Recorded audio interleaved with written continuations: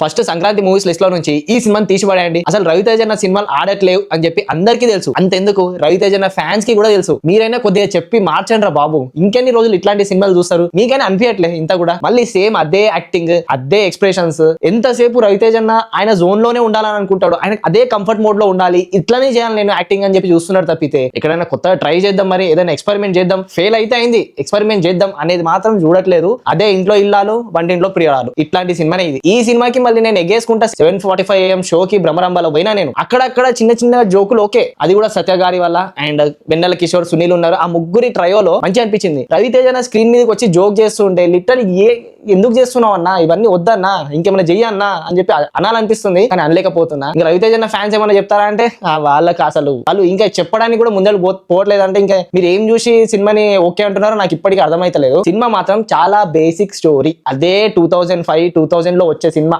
1990s లో వచ్చినా సరే పెద్ద ఆశ్చర్యపోవాల్సిన అవసరం లేదు. భీమ్ సెసరోలియో ఆయనకి ఏది పిచ్చి, ఏది అనిపిస్తే డించక్ ఏది అనిపిస్తే అది కొట్టుకుంటా పోతాడు. సాంగ్స్ అయితే నాకు ఒక్కటి నచ్చలేదు, ఒక్కటి ఎక్కలేదు. పబ్బులో ఒక సాంగ్ ఉంటది, అది ఒక్కటి జర ఊపు వచ్చింది, కానీ అక్కడ మేబీ ఆయన ఫ్యాన్స్ ఏమన్నా ఊపుతోని డాన్స్ చేస్తారేమో, సరే ఏదో ఒక ఊపులో ఊపిద్దాం అన్నట్టు ఉన్నా నేను. ఇంకా లాస్ట్ కి ఏదైనా దానికి ఎక్స్ప్లెనేషన్ ఇస్తాడా అంటే ఆ హాస్పిటల్ బెడ్ మీదకి లేచి ఉల్టా మనకి నీతులు ఇస్తాడంటే చూసుకోండి రియా ఎట్లున్నదో సినిమా. ఆ ఇద్దరు హీరోయిన్లు ఉన్నారు. ఎందుకు ఆ ఇద్దరు హీరోయిన్లు? ఆషిక అయితే లిటరల్లీ చూడడానికి క్యూట్ గా ఉంది ఫేస్, కానీ ముఖంలో ఒక ఎక్స్ప్రెషన్ పలకదు. ఇంకా డింపుల్ హై అయితే ఎప్పుడో అయిపోయింది, ఎప్పుడో 3-4 సంవత్సరాల కిందనే అయిపోయింది. ఇంకెందుకు తీసుకుంటున్నారు ఆమె అని డైరెక్టర్లకే తెలియాలి. పోనీ రవితేజ మీద ఏమన్నా ప్రొడ్యూసర్స్ పెడితే పైసలు వస్తాయని చెప్పి ఏమన్నా అనుకుంటున్నారా, లేకపోతే ఏదో టైం పాస్ కి ఏదో ఒకటి చేసేద్దాం అని చెప్పి అనుకుంటున్నారా? ఎందుకు నాకైతే ఇప్పటికీ అర్థమైతలేదు ఎందుకు తీసుకున్నారు ఈ సినిమా. రవితేజతో సినిమా ఎందుకు కాంట్రాక్ట్ సైన్ ఎందుకు చేపించుకుంటున్నారు అనేది మీకైనా తెలిసింటే మీరైనా కింద కామెంట్ లో పెట్టుంటే. ఎవరైనా పొరపాటుని భర్త మా శైలికి విజ్ఞప్తి సినిమా చూస్తుంటే మాత్రం కింద కామెంట్ లో పెట్టుంటబ్బా మీకు ఎట్లా అనిపించిందో. అక్కడక్కడ కామెడీ సీన్స్ తప్పితే మీకు ఎక్కడైనా ఏదైనా కొత్తగా అనిపించిందా? రవితేజ యాక్టింగ్ లో కానీ,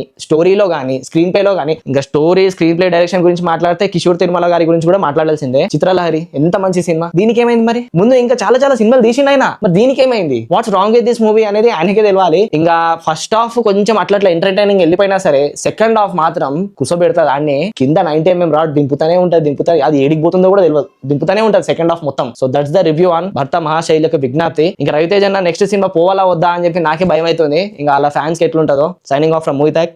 జై హింద్.